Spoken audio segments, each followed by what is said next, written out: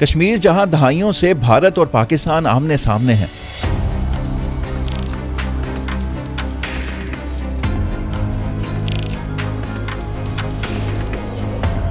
Ukraine جہاں روس اور مغرب کی طاقتیں آپس میں ٹکرا رہی ہیں،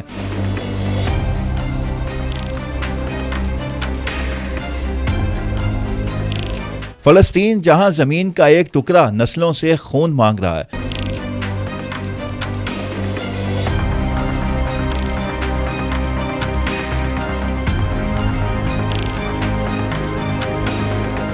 ہم اکثر سمجھتے ہیں کہ سرحدی تنازعات صرف انہی خطوں میں ہوتے ہیں، مگر حقیقت یہ ہے کہ مشرق وسطیٰ کے دو طاقتور امیر اور با اثر عرب ملک سعودی عرب اور متحدہ عرب امارات بھی زمین کے ایک حصے پر خاموش مگر گہرے تنازع میں الجھے ہوئے ہیں۔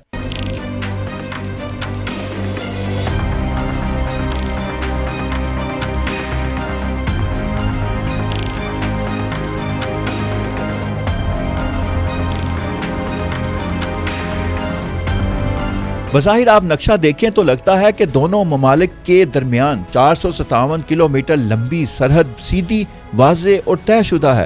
کوئی جھگڑا نہیں، کوئی اختلاف نہیں، مگر اصل کہانی نقشوں کی سیدھی لائنوں سے کہیں زیادہ ٹیڑھی ہے۔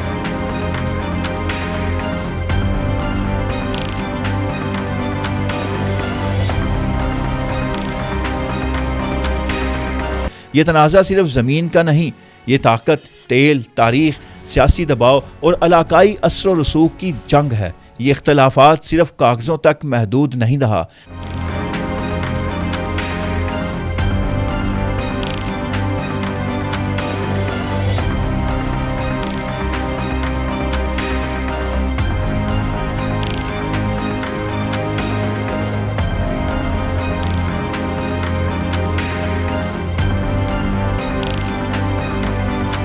دو 2010 میں دونوں ملکوں کی نیول فورسز سمندری حدود میں آمنے سامنے آ چکی ہیں، جس میں کئی سعودی فورسز کے جوان زخمی ہوئے۔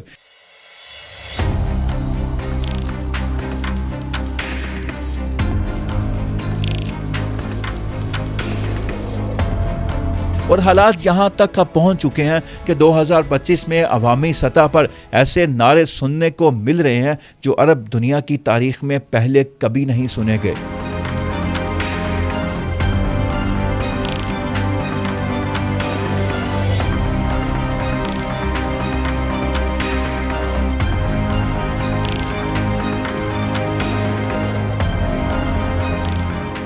حالیہ کشیدگی محض سرحدی تنازع ہے یا یہ دباؤ بڑھانے کی ایک کوشش ہے تاکہ پرانے سرحدی معاملات دوبارہ میز پر لائے جا سکیں؟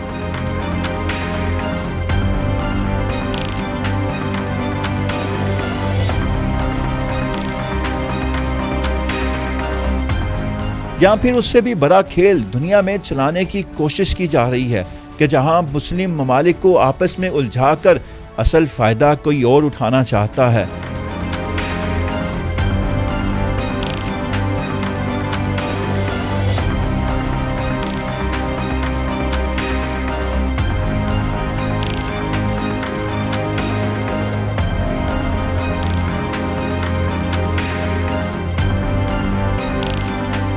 یہ سب اچانک یوں ہی نہیں ہوا۔ اس کہانی کی جڑیں آج سے نہیں 1913 کے نو آبادیاتی دور سے جڑی ہیں۔ اس کہانی کو سمجھنے کے لیے ہم چلتے ہیں 1913 کے اس نو آبادیاتی دور میں۔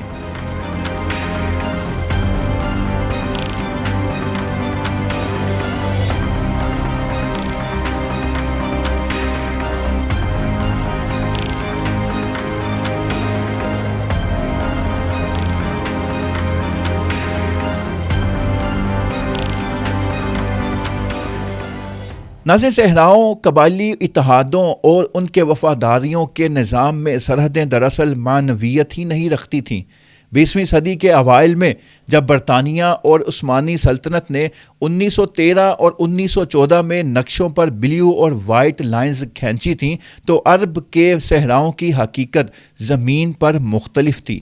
ان لائنوں میں مشرق میں برطانوی اثر اور مغرب میں عثمانی اثر تھا، لیکن جب 1932 میں ماڈرن سعودی عرب کا قیام عمل میں آیا تو اس نے امپوز لائنوں کو تسلیم کرنے سے انکار کر دیا۔ سال 1935 میں سعودی عرب نے ریڈ لائن یا حمزہ لائن کا پلان پیش کیا جو موجودہ بارڈر سے کہیں آگے تک کا علاقہ تھا۔ اس کا مقصد تھا کہ سعودی عرب نہ صرف بحر عرب بلکہ ابوظہبی تک اپنی گرفت مضبوط کرے، مگر یہ ابوظہبی اور برطانیہ دونوں کے لیے قابل قبول نہیں۔ اس کا مقصد تھا کہ سعودی عرب نہ صرف بحر عرب بلکہ ابوظہبی تک اپنی گرفت مضبوط کرے، مگر یہ ابوظہبی اور برطانیہ دونوں کے لیے قابل قبول نہیں تھا، کیونکہ اس وقت ابوظہبی اور باقی خلیجی ریاستیں برطانوی پروٹیکٹوریٹس تھیں۔ اسی سال نومبر 1935 میں برطانیہ نے ریاض لائن پیش کی جس کے تحت ابوظہبی براہ راست قطر سے ملتا تھا۔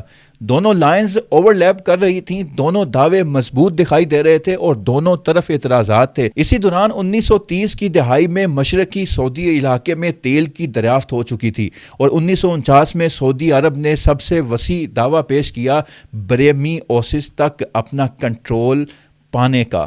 اس علاقے میں نہ صرف پانی تھا بلکہ تیل کے ذخائر کے امکانات بھی بڑے تھے، اور سعودی عرب نے دعویٰ کیا کہ 1800 سے 1869 کے درمیان آل سعود کئی بار یہاں پر قابض رہے اور یہاں کے قبائلی باقاعدگی سے زکوٰۃ ادا کرتے رہے، لیکن ابوظہبی نے اس دعوے کو مسترد کیا کیونکہ اس علاقے میں ان کی رٹ پہلے سے ہی قائم تھی۔ خاص طور پر قبیلات کی بنیاد پر اگر دیکھا جاتا تو بن یاس قبیلہ جو پہلے سے ہی اس علاقے میں موجود تھا اور وہ ابوظہبی کے حکمرانوں کی شاخ تھی۔ 1952 میں سعودی ارامکو کے جیولوجیکل سروے ابوظہبی علاقے میں مسلح حفاظت کے ساتھ شروع ہو گئے، جنہوں نے مسئلے کو مزید پیچیدہ تر بنا دیا۔ اگست 1952 میں سعودی مسلح سپاہیوں نے بریمی اوسس کے ایک اہم گاؤں حماسہ پر قبضہ کر لیا جس سے خطے میں ٹینشن بڑھ گئی۔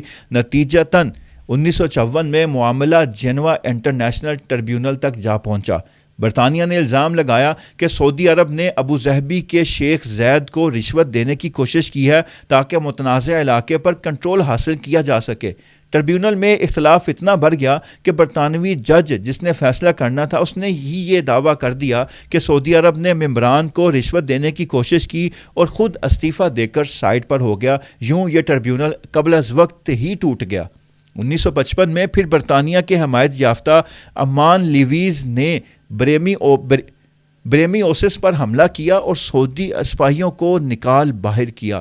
اسی سال پھر برطانیہ نے 1935 کی ریاض لائن کو معمولی ایڈجسٹمنٹ کے ساتھ، وہی ریاض لائن جو سعودی عرب نے خود پیش کیا تھا، اس کو ایڈجسٹمنٹ کے ساتھ دوبارہ سرکاری بارڈر قرار دے دیا۔ اس نئی لائن کے تحت ابوظہبی یعنی UAE کی سرحدیں قطر سے براہ راست مل رہی تھیں، مگر سعودی عرب نے اس کو مسترد کیا۔ مگر جب 1971 میں جب برطانیہ نے خلیج سے فوجیں نکالی اور UAE ایک آزاد ریاست کے طور پر پہلی بار وجود میں آیا تو سعودی عرب نے اسے بطور ملک تسلیم کرنے سے ہی انکار کر دیا۔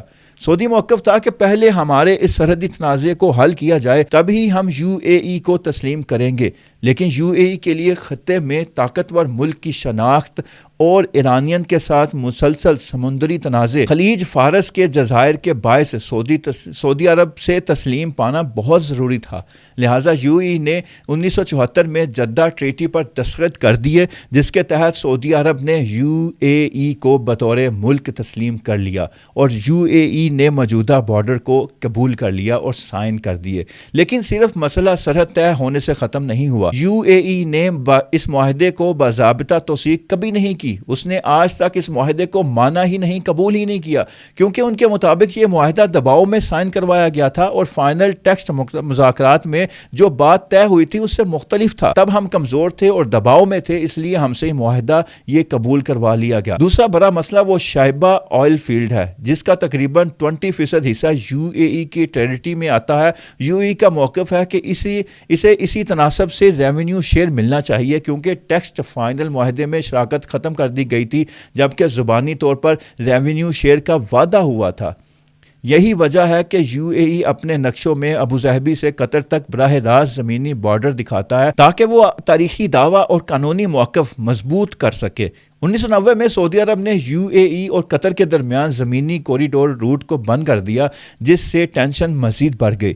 سمندری حدود کی غیر واضح پوزیشن نے 2010 میں نیوی لڑائی جیسی جھڑپیں بھی پیدا کی۔ ناظرین، یہاں تک تھا یو اے ای اور سعودی عرب کے درمیان جو سرحدی تنازع ہے وہ جو آج تک ختم نہیں ہو سکا، مگر اس کے بعد اس سرحدی تنازع کے بعد 2025 میں یہ لڑائی دوبارہ پھر شروع ہوگی۔ جو سرحدی تنازع تو بظاہر نظر نہیں آتا مگر وہ ایک دباؤ ضرور ہو سکتا ہے۔ 2025 تک معاملہ اتنا بڑھ چکا ہے کہ عوامی سطح پر احتجاجات بھی سامنے آ رہے ہیں جو تاریخ میں پہلی بار دیکھنے کو مل رہے ہیں۔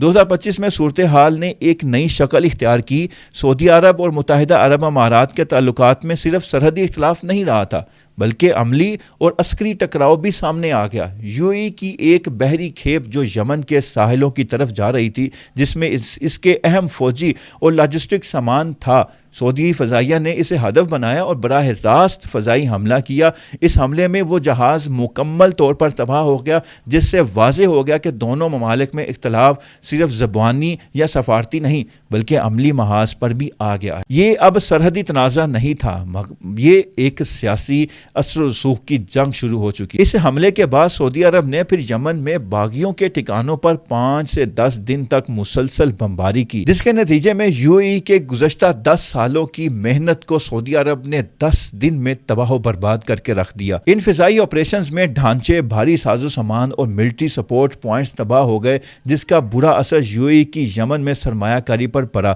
اسی صورتحال میں سعودی حمایت یافتہ یمنی حکومت نے بھی یو اے ای پر سنگین الزامات عائد کیے۔ اس نے دعویٰ کیا کہ متحدہ عرب امارات نے یمن میں خفیہ جیلیں قائم کر رکھی تھی جنہیں ایدروس الزبیدی کے کنٹرول میں رکھا گیا تھا۔ ان جیلوں میں قیدیوں پر شدید مظالم و تشدد کیے جا رہے تھے اور ان کے ساتھ جو سلوک ہوا اس کی تصویری شہادتیں بھی سامنے آ چکی ہیں۔ اسی کشیدگی کے تناظر میں سوڈان میں بھی صورتحال پیچیدہ ہوئی۔ باغی گروہوں کے درمیان جاری جھڑپوں میں یو اے ای نے بڑے پیمانے پر اسلحہ اور مالی امداد فراہم کی، جس سے وہاں کی لڑائی مزید شدت اختیار کر گئی۔ یوں صرف ایک سرحدی تنازع نہیں رہا بلکہ دونوں ممالک کے درمیان اثر و رسوخ کی جنگ ایک وسیع میدان تک پھیل گئی۔ اس دوران وکی لیکس کی پرانی رپورٹس، جو ایک خط لیک ہوا تھا جس میں بیان کیا گیا تھا کہ یو اے ای نے واضح طور پر یہ کہا کہ اس کے نزدیک سعودی عرب ایران کے بعد دوسرا بڑا خطرہ ہے۔ جب یہ بیان تب پہلی بار منظر عام پر آیا تھا تو لوگوں نے اس کو سیریس سنجیدہ نہیں لیا تھا۔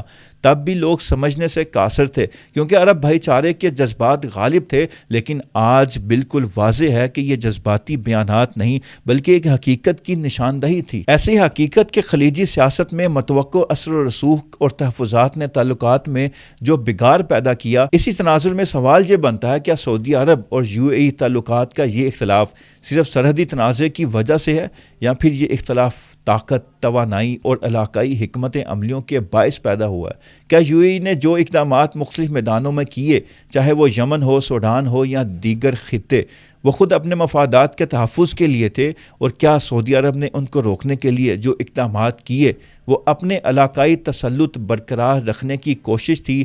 یہ وہ سوالات ہیں جن کے جواب خطے کی مستقبل کی شکل کو متاثر کریں گے۔ اللہ حافظ۔